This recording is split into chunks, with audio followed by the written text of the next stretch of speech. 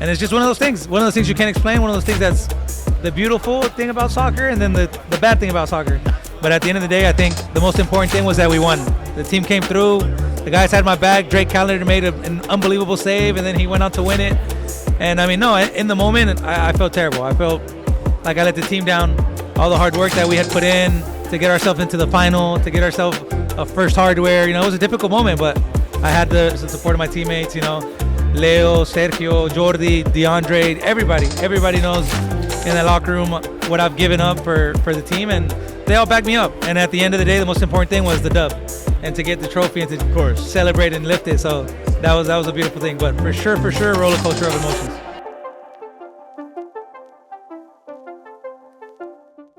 Welcome back, Footy family. This is the episode 59 of the Footy Pod, and we're recording here from the Mesquite Arena on Saturday, December 23rd, where the Texas Outlaws are playing host to the Dallas Sidekicks in a local MASL derby.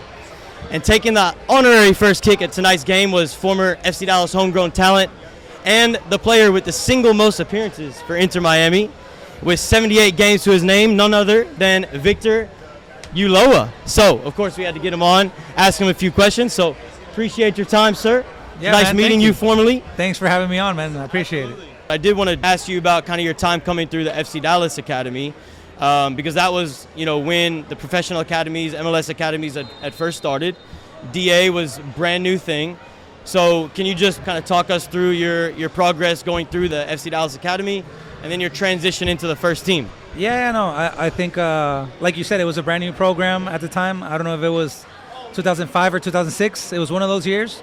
FC Dallas had open tryouts.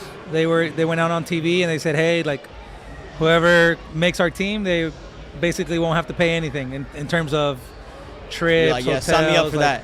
So, I mean, for me, it was a big step in my career, especially for my parents. Yeah. Because they sacrificed a lot to take me everywhere at a young age, and it was my turn to hopefully try and help them out in some way and still be able to play the game that I love. But I joined the team. I was there for 4 years. It was one of the happiest times of my career. I think for my development, they helped me out big time. We set the foundation and the culture for that club, and look how successful it's been for years. So I'm proud to say that I was a pioneer in that program. Transitioning to the first team, we were one of the first homegrowns, the first four. Signed in 2010. I was 18 years old, and making the transition was difficult. We all believe and we all think that we're the best players on our teams growing up, and maybe that is the case for some and maybe not for some. But when you get to the MLS, it's a different animal. It's a different beast. The speed of level, the speed of play, the physicality, everything, every aspect of it is just a different beast that you are definitely not prepared for, but you think you are.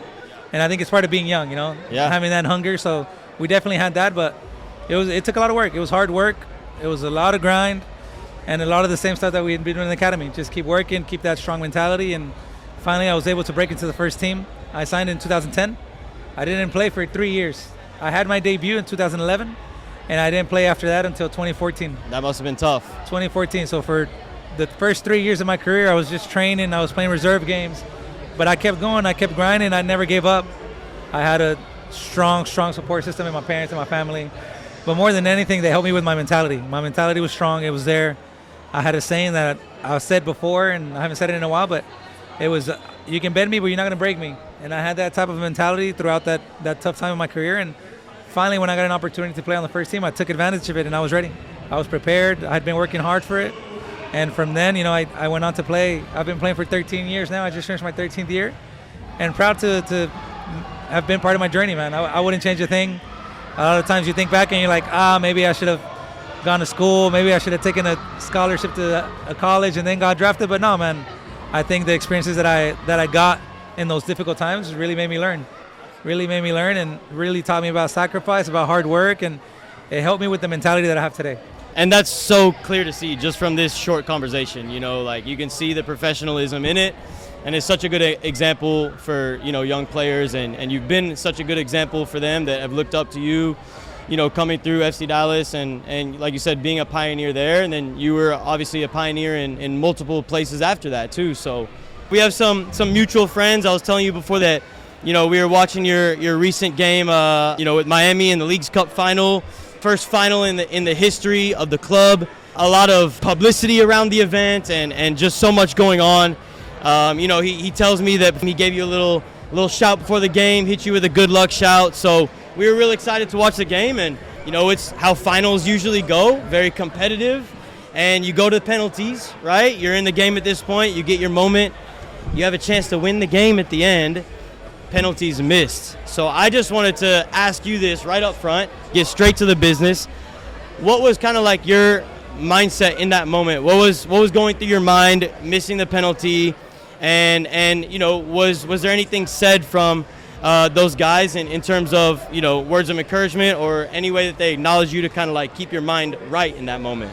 No, man, definitely a tough moment in my career. Like you mentioned, it was all there for me for the glory, to win the first championship, being the longest tenured player. Like I had an opportunity to do it, but unfortunately, that's how soccer is. And this time it was my turn to miss. In the moment, I felt like I wanted the earth to eat me up, man. You look confident. Yeah, no. Stepping up to it, I felt great. I felt confident. They asked me right away. My decision was yes, I'll take it. Absolutely. We'd been training them in practice, and I'd been on.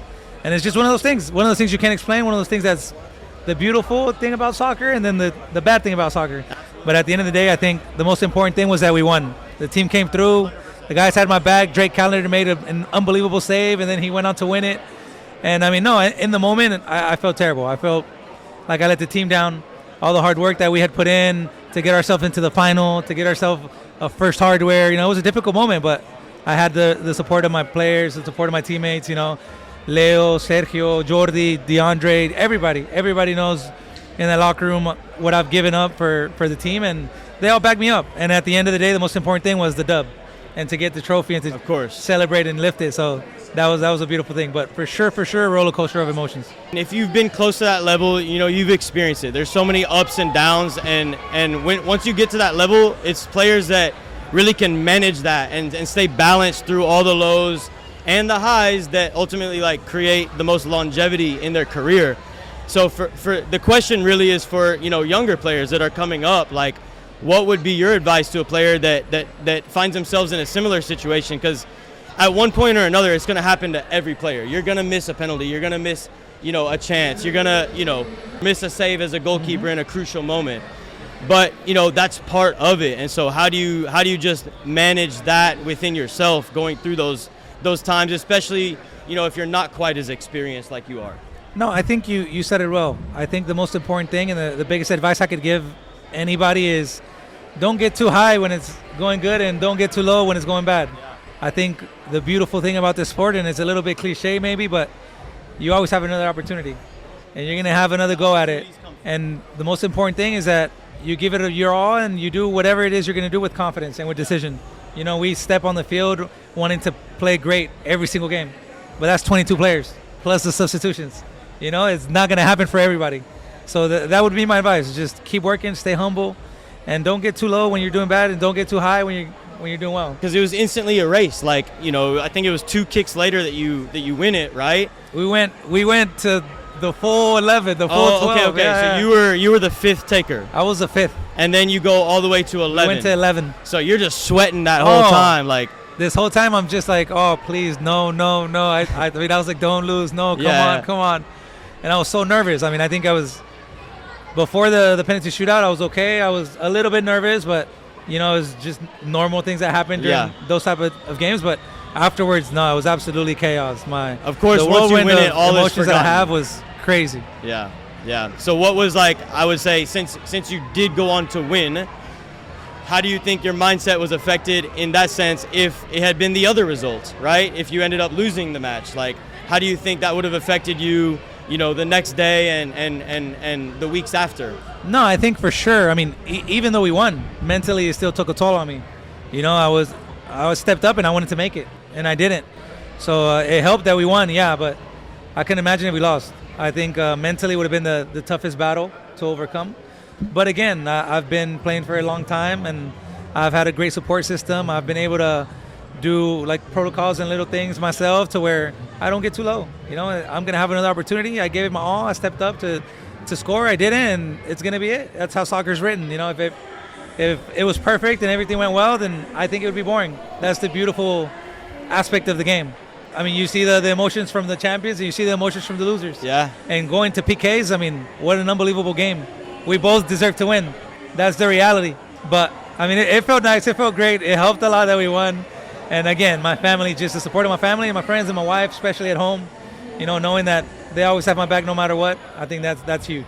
Having a support system is huge. What do you think is next in the cards for you? Yeah, I mean, I'm a free agent currently. I'm looking for a team. I'm having conversations with different teams to see where my best fit might be, and hoping that I can hop onto one of these MLS teams or where it is that I'm going to play and get to work. You know, I've been training, I've been staying fit, and I'm ready to work. I still think I have a lot to give, and I can't wait. I'm looking forward to another season. You got, you know, loads of experience. Like, you've been in the league for a long time, so surely someone is looking for a player like you that can come in and contribute in some way. Looking forward to seeing, you know, where you land next, and just looking forward to continuing to follow your career and seeing the type of impact you can continue to make. So, Victor, Thanks, appreciate man. your time, man. And yeah, thanks for having me. I really appreciate the talk, man. Of course. Thanks for having me.